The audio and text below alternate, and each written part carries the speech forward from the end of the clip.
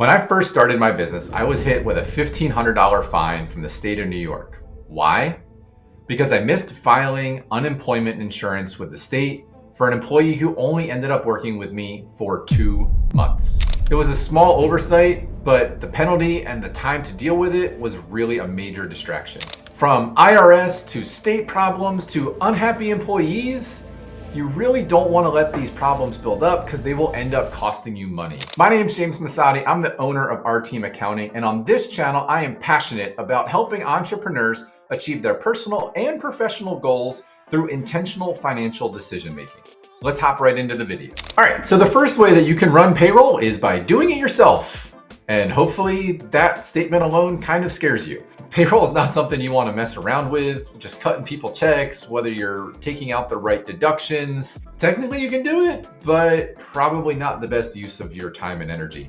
If you're gonna kind of do payroll yourself, you're probably looking for like an online platform that you can leverage. You pay them, they handle some of the filings and help you understand what you need to do and things along those lines. But at the end of the day, it's really a space that you can get into a lot of trouble, pay fines over if you don't do it right. So while it's possible, I'm not going to spend a lot of time talking about it because I just don't recommend doing it. So beyond doing it yourself, kind of the next step beyond that is going to be using an online provider like Gusto or Rippling. These services can be really handy because there's a lot of things that they automate. You go in, you create your account, you set up your bank, it can auto pull the money out. Your employees get logins and portals where they can provide their I-9 documentation and their direct deposit forms. And depending on what states they're in, you can even pay them to help register for all the right tax boards and getting all the right percentages set up in the system so that you're withholding all the right dollar amounts. And they can walk you through the whole process for being able to get everything set up. But at the end of the day, you're still running the payroll by yourself. These platforms tend to have a lot of integrations with many timekeeping systems or with your accounting software that if you're looking for that, they can pull data and push data into different directions as well. Probably one of the key benefits of working with an organization like Gusto or Rippling is honestly just the fact that their costs start out very reasonable. From close to about $50 a month for running a single person up to kind of scaling from there and how big your organization and what support you want. They're really very manageable and scalable for businesses that are starting off small compared to a lot of other options that are available. For a lot of small business owners, if they don't like the idea of doing it online or doing it themselves, then having a local payroll provider may be a valid option. If your employees are all local, if you've only got one location in the state, then having a local payroll provider who is going to be very familiar with the federal, state, and local compliance requirements that you have is going to go a long way to helping make sure that you're getting your payroll done in an appropriate amount of time. One of the major drawbacks, though, of using some local payroll providers is depending on how long they've been around, they're not using all the latest and greatest of technology. So the pay stubs that your employees get may not be the most up to date. They may not have the fastest direct deposit terms. They may not have online portals for employees to access their information or be able to update tax documents like their W-4 and things along those lines. So just some things to be aware of when you're looking at those local providers. Not saying they're all that way, but just something to be aware of. Beyond the local providers, you can of course look at the national players. The two big ones in this space are ADP and Paychex. When looking at ADP and Paychex, they both have extensive online platforms. They have different available services that they try to cater to small businesses that then can scale up into medium and large size businesses. But these can a lot of times be really hit or miss. I've talked to folks who have really fantastic, outstanding reps with either ADP or Paychex, and everything goes fantastically. And then there's other folks who have had terrible experience. When they want customer support, they can't get a hold of somebody.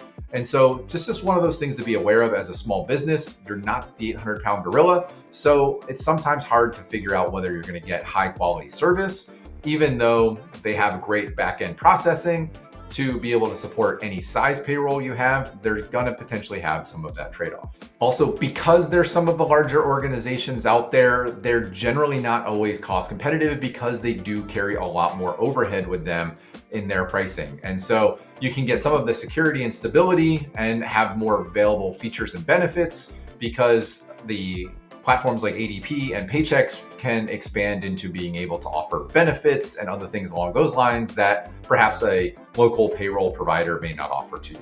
Another option that might be available to you would be using a professional employer organization, or what more simply is just known as a PEO. PEO is more of like an outsourced HR organization, which in our intro video, we talked about the fact that payroll can sit both in HR and in the accounting world, even in Fortune 500 companies. Using a PEO is kind of putting that more into the HR bucket, where PEO, not only could they potentially run your payroll, but they're also going to be able to help manage your benefits, time off. They're going to be able to help you with hiring practices, with company policies and procedures and documentation around, having like an employee handbook and other compliance things that go beyond payroll to really make sure that you're creating the best possible experience for your employees. So one of the big advantages of using a PEO is the fact that they're going to provide a ton more support across all things that would fall under the umbrella of human resources, whereas using somebody like an ADP, Paychex, a local payroll provider, or somebody like Gusto,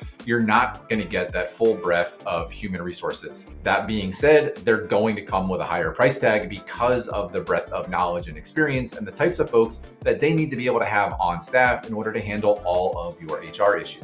Another option that is out there that you might see come up every once in a while is actually banks offering payroll services. And the reason for this is simply the fact that they've already got your money, and so it's easy for them to move it around. And so really where they come into it is on the account transaction side of things. So they may have portals that they can use and things along those lines, but at the end of the day, when you're thinking about having your bank run your payroll for you, really the thing to think about is that's not really what they're in the business of doing.